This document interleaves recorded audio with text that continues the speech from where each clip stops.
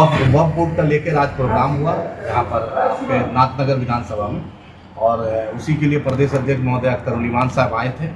और अभी बैरिस्टर असदुद्दीन ओवैसी साहब का भी दौरा है। हम लोग सीमांचल में और मिथिलांचल में और चंपारण कर रहे हैं। नेक्स्ट फेज में भागलपुर प्रमंडल और पटना प्रमंडल को। वक्फ बोर्ड पे क्या कहना है?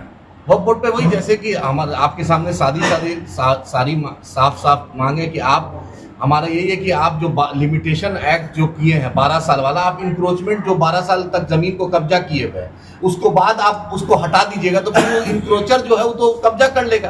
पहले जो इंक्रोचर था, जो मेरी जमीन कब्जा करता था, वो नॉन बेलेबल ऑफेंस था, अब आप बेलेबल ऑफेंस कर दिए हैं। तो ये आप पहले जो 5 साल कोई मुसलमान रहेगा तभी वक्फ में दे सकता है। पहले अगर मुस्लिम राजा रजवाड़े बड़े बड़े लोग बादशाह सब लोग देते थे, तो उनका एक अकीदा दरगाह पे होता था, उनका एक अकीदा होता था। मुसाफिर खाना खोल दिए, मस्जिद को दान कर दिए। देश की सबसे बड़ी मस्जिद, सबसे पुरानी मस्जिद थी, वो एक हिंदू राजा ने दिया है। तो आप उस चीज में, आप ये कौन है कि आप बतलाइए कि जो 5 साल मुसलमान है, अब मुसलमान किस कैटेगरी का, दाढ़ी रखना पड़ेगा, टोपी रखना पड़ेगा, या मोदी जी को हर दिन अटेंडेंस लगाना पड़ेगा, ये तो हम लोग को नहीं समझ में आता है ना। उसके बाद आप जो महिला की बात कर रहे हैं, पहले से वक्फ बोर्ड में महिला थी, आप ही की यहाँ की MP जो है वो महिला थी। उसके बाद आप जो खोजा और बोहरा की बात कर रहे हैं और शिया की बात कर रहे हैं, लेकिन कहीं पे आप प्रोविजन नहीं रखे कि उस कम्युनिटी को वक्फ बोर्ड का मेंबर हो। और दूसरी बात, किसी भी नॉन मुस्लिम जो होता है, TDP जो है तिरुपति का, या हिंदू इंडोमेंट बोर्ड है, या चारों धाम का जो बोर्ड है, उसमें कोई मुस्लिम नहीं रहता है। श्री गुरुद्वारा प्रबंधक कमेटी में कोई मुस्लिम नहीं रहता है। आपके बोधगया में कोई मुस्लिम नहीं रह सकता, इवन DM अगर उस जिला का हो तो नहीं रह सकता है। तो उसी तरह वक्फ बोर्ड में हम दूसरी कम्युनिटी का इंटरफेरेंस क्यों चाहते हैं? हर लोग को इस देश में आज़ादी है। आर्टिकल 14, 15, 25, 26, 29, 30 ये देश के संविधान के निर्माता ने दिया है। तो जिसकी जो चीज़ है उसको संचालन कीजिए, आप उसका इंक्रोचमेंट को खत्म के बात कीजिए। लेकिन आप हिंदू और मुसलमान में दूरियां और क्यों बढ़ाना चाह रहे हैं ये बताइए। कि और 18% कब्रिस्तान है, 22% मस्जिद है, 12-14% इमामबाड़ा है। आप ऐसा दिखा रहे हैं कि 10 लाख एकड़ है, उससे ज्यादा 5 स्टेट में 12.5 लाख एकड़ हिंदू इंडोमेंट बोर्ड को है। कर्नाटका, तमिलनाडु, तेलंगाना, आंध्रा, उड़ीसा में। हम तो नहीं बोल रहे हैं कि आप उसका इंटरफेरेंस कीजिए। उसके बाद आप बोलते हैं वक्फ बाय यूजर हटा देंगे। तो सुप्रीम कोर्ट के चीफ जस्टिस साहब ने बहुत सही बात कही कि 13वीं शताब्दी 14वीं शताब्दी में कुछ कोई कागज ही नहीं था, तो कहां से कोई कागज दिखाएगा? फिर बोलेगा कि वो डिस्प्यूट होगा। DM को आप पावर दे दिए, लिमिटेशन नहीं रखे कि 6 महीना में DM करे। DM तो सरकार के अधीनस्थ रहता है, जो मुख्यमंत्री बोलेगा वही DM करेगा। आपने देखा नहीं, जहां पर दंगा SP ने रुकवाया कानपुर में, और मध्य प्रदेश में एक जगह SP ने दंगा रुकवाया, सिन्हा साहब SP को तुरंत ट्रांसफर कर दिया। मुकेश चौधरी जी SP थे, उनको योगी सरकार ने दंगा रुकवाया तो उस SP को ट्रांसफर कर दे। जो DM इंसाफ करेगा, हक की बात बोलेगा, उस DM को मुख्यमंत्री। अब क्या मुद्दा रहेगा आप लोगों का?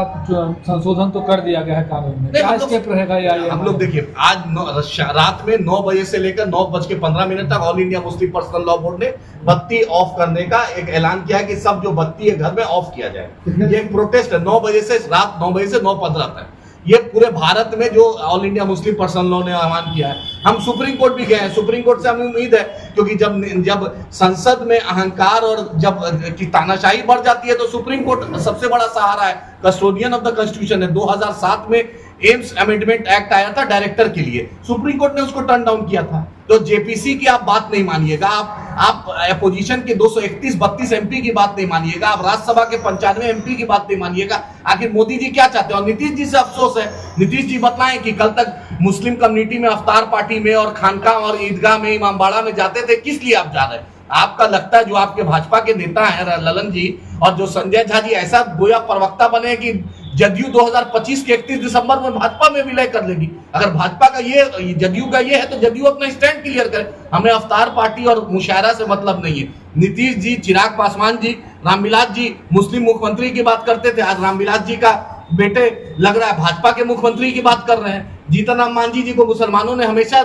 इज्जत दी और जितवाया भी मखदूमपुर से और इमामगंज से, उन्होंने खंजर घोपने का बात किया। जयंत चौधरी जी जो चौधरी चरण सिंह के वारिस है, वो तो समझो चंद्रबाबू नायडू ने सबसे बड़ी गलती की। मुझे लगता है हमारे नेता ने भी कहा, बैरिस्टर साहब ने, कि अपने बेटे के भविष्य को उन्होंने अंधकार में डाल दिया, क्योंकि उनसे भी हमें उम्मीद नहीं थी। उन्होंने भी माइनॉरिटी का वोट से इस बार मुख्यमंत्री बने हैं। तो ये चीज आपने नाइंसाफी की है, अजीत पवार ने भी नाइंसाफी की है और शिंदे जी ने भी नाइंसाफी की है। तो देश की जनता आवाज जरूर। टॉपिक से हट के पूछते हैं, पहलगाम में आतंकी हमला हुआ है, इस तरह से आपके जो मुखिया हैं, हाँ। वो साथ देते नजर आ रहे हैं नरेंद्र मोदी का।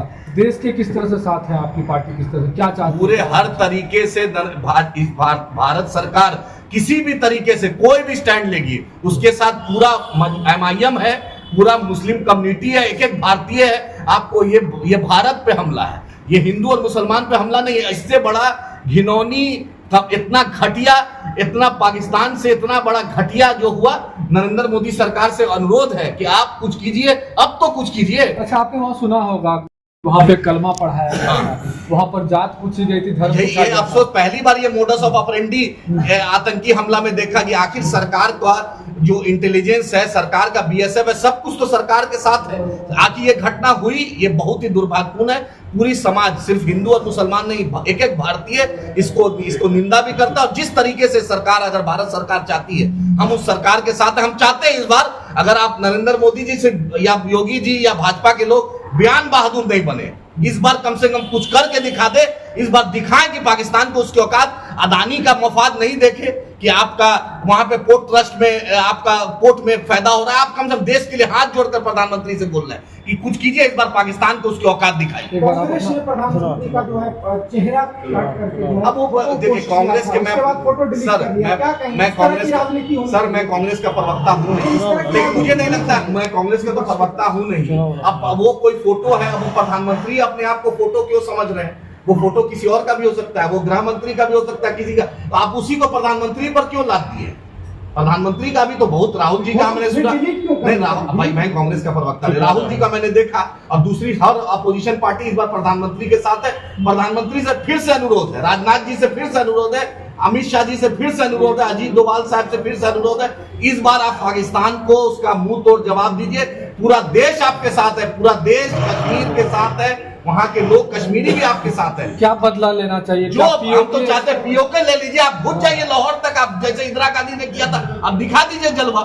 भाई पाकिस्तान तो कर्ज में डूबा हुआ है, पाकिस्तान तो भिखारी है, कटोरा मान के भीख मांग रहा है। आप उसको, आपका पूरे अरब देश से मोदी जी का अच्छा रिश्ता है, अमेरिका से अच्छा रिश्ता है, रशिया से अच्छा रिश्ता है, सब पर दबाव डलवाइए। पाकिस्तान को पानी क्या, उसकी औकात इस बार पता चलिए। पाकिस्तान जैसा छोटा राज्य, पाकिस्तान जैसा छोटा प्रदेश जो मुंबई म्युनिसिपल कॉर्पोरेशन या पिंपरी चिंचवड या हैदराबाद म्युनिसिपल कॉर्पोरेशन से भी कम बजट है, उसकी औकात नहीं है, उससे हम क्यों डरेंगे?